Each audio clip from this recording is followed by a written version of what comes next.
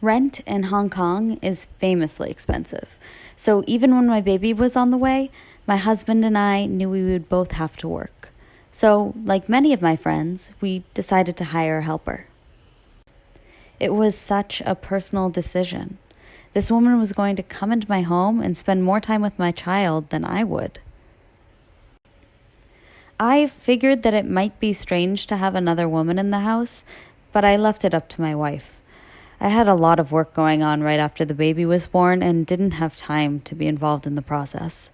I trusted my wife's judgment and went with what she said. Everyone we know in the building has a helper. I could see that my parents were struggling to cope on their own, so I wanted to hire someone to make things easier for them around the house. I used an agency recommended by some friends. They were helpful, and they explained the process to us, assuring that they went through checks and used fair recruitment practices and employment guidelines. Remember, though there are hundreds of employment agencies to choose from, there are specific qualifications to check for to ensure that they meet certain legal standards. Also, you can contact the consulate of your helper's nationality to see if the agency has been associated with bad practices in the past. We selected our helper on the basis of her level of experience, her knowledge of English, and her personality. We did a video call with her, and she asked us some questions about the working conditions and about the apartment. Remember, you've entered into a contractual relationship, and you need to respect it. Your agreement has significant repercussions on your helper's life and work, and is bound by the contract you have signed. Think about how you would want to be treated. Can you imagine doing a job that did not correspond to the contract you had signed? Avoid future problems by being honest about the position. When we first welcomed her into our home, it felt strange, especially since our apartment is so small. But we soon got used to having her around, and she quickly became part of the family. Sometimes, I admit, we did ask her to do something after she'd been working for 13 hours, just because it needed doing.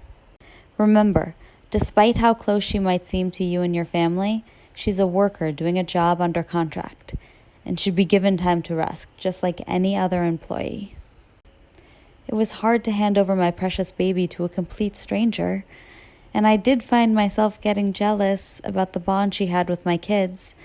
She saw their first steps, she heard their first words, but I came to realize that it wasn't her fault. She was just doing her job. And in fact, while she was working for me, she was missing out on part of her own children's childhoods, too. Remember, it's normal for a parent to need some time to get accustomed to having the new dynamic of having a helper in the house, especially if they're helping care for the children.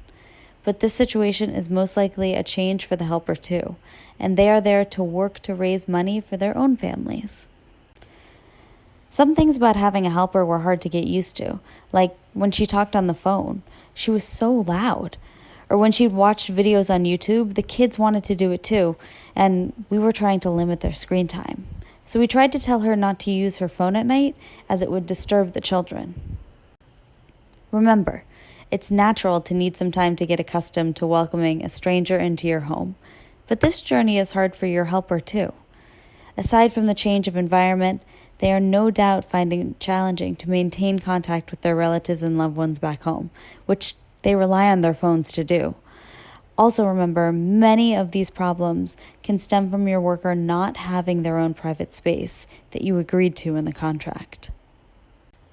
Yes, there were times when I was tired after a long day of work, when I came home and things weren't done the way I'd asked, and I got angry with my helper.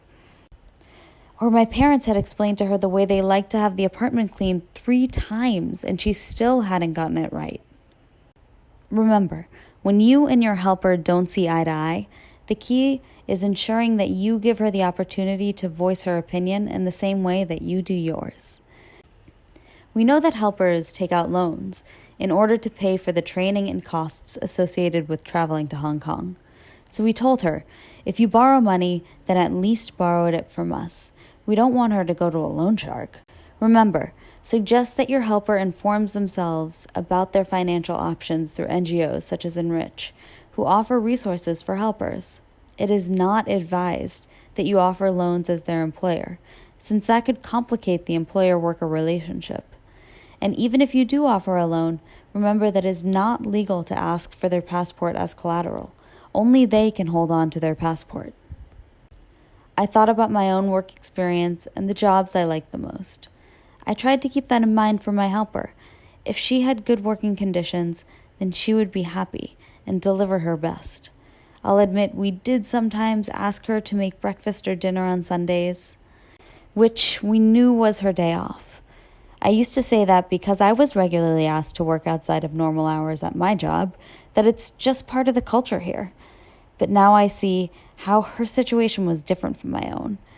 So I make sure she's compensated for that extra time. Remember, regardless of extenuating circumstances, your helper is legally entitled to 24 consecutive rest hours each week, which should be uninterrupted by work obligations, as well as all statutory holidays off and paid annual leave that starts at 7 days per year and increases the longer they work for the same employer. If you ask them to work during these times, then they are entitled to overtime pay. Remember, we know it's hard to be an employee in your own home, but you're not alone, and there are resources out there for you to inform yourself.